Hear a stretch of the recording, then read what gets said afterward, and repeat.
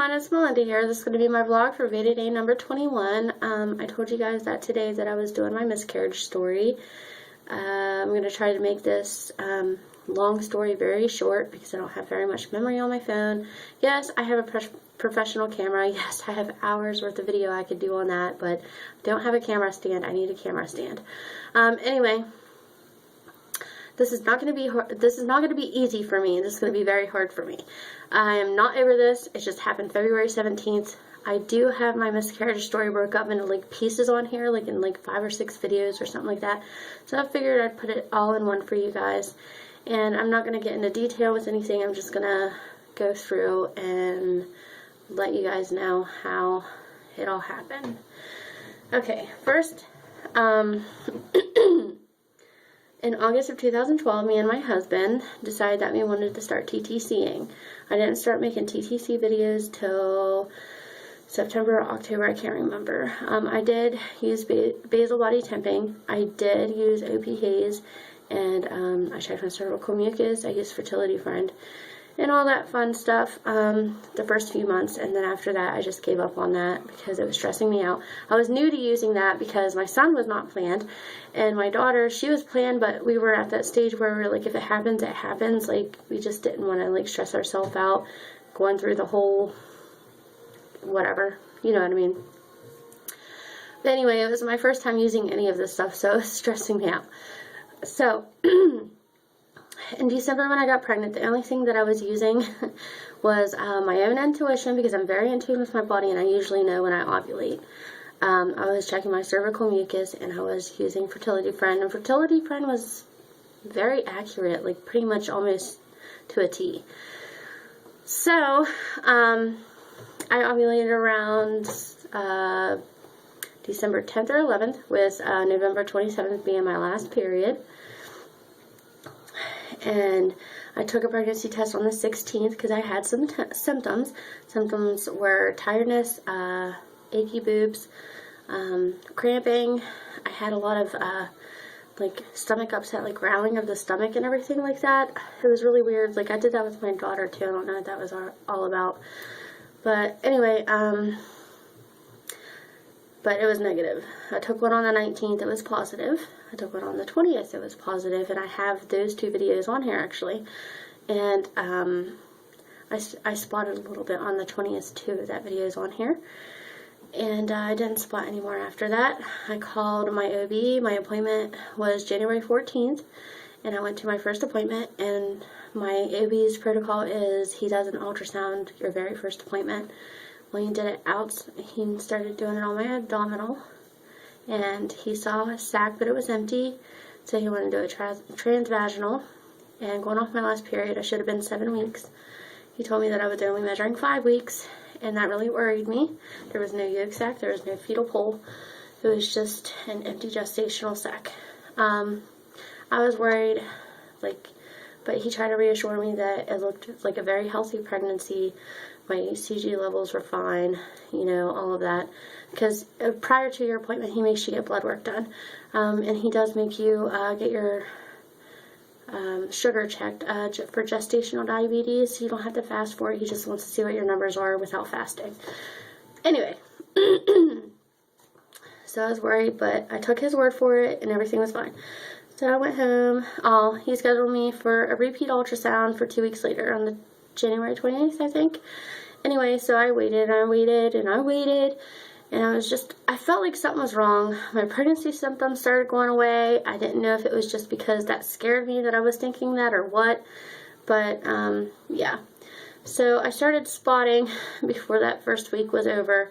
He had me come in for an emergency ultrasound. The tech did it. She was like, if he calls you right away, there's something wrong. If he calls you the next day, everything's fine. Well, they didn't call me till the next day. Well, actually, they didn't even call me. I called them. The nurse told me that everything was fine for gestational age or something like that. Not to worry about it. It's really too early to tell, blah, blah, blah. So, you know, I just still felt like something was wrong because my symptoms did start going away, like, slowly, like one by one. Anyway, I don't know how high my HCG was before he checked it, because I went to my appointment on the 28th and he did 2 different ultrasounds with 2 different machines because he thought he saw something, but he didn't know if he was for sure, so he had me switch to a different room to do to use a different machine that was more high def than the one that he was using. But anyway, he saw the sac. He was like, oh, the sac's bigger. That's a very good sign. And he's like, oh, I see something. And I thought I saw something too. It looked like a fetus. But he was like, no, I don't think that's a fetus. And then he took me to the other room and he checked again. Both of them were vaginally done. And he was like, I don't know how to tell you this. He was like, there's no easy way. He was like, but I think you're going to miscarry. He was like, the sac grew. The baby didn't. There's no heartbeat, no nothing. He was like, I'm pretty sure, about 90% sure that you're going to miscarry. I want you to get your HCG levels checked today and Wednesday just to be 100% sure. So he checked my HCG levels that day. I called. And he told me that they were 13,300 and something that day. And then I called back Wednesday after I had them done, and he told me they were 13,700 and something. So they did not double. So he told me that he was 100% sure that I was going to miscarry. He asked me if I wanted a D&C, if I wanted to wait to naturally miscarry, and all that. I told him that I wanted to naturally miscarry. I was very devastated. I knew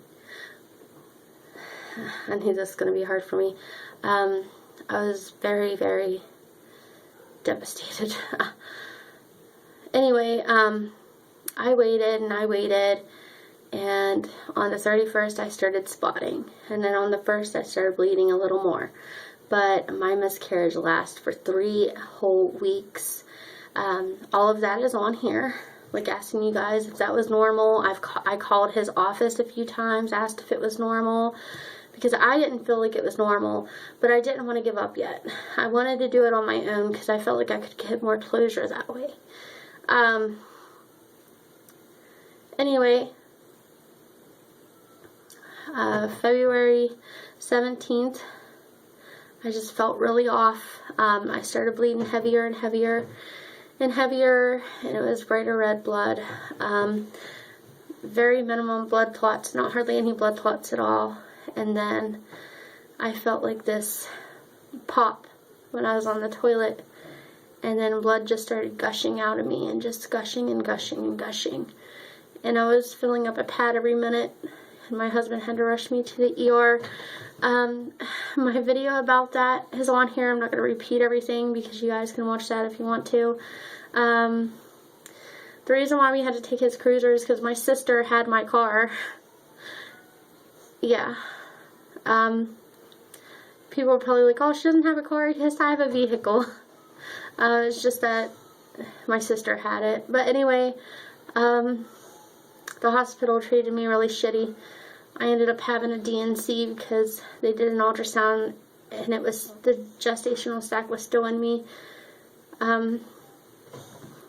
She said the baby was still in me. I don't know if she saw a fetus or not, but I didn't want to know. They didn't tell me what my HCG levels were because they did test that. I just didn't want to know. All I knew is that I was losing it and hope was over. But anyway, I lost a lot of blood. It took me a long time to recover after that, and I'm still going through the emotional tolls of it. It's still really hard for me to talk about, but if you guys want to know anything, if you think I left anything out, just message me or just leave a comment below asking me. I'll let you know. This is going to be the end of this. My phone's getting ready to turn off. I will talk to you guys tomorrow. Bye.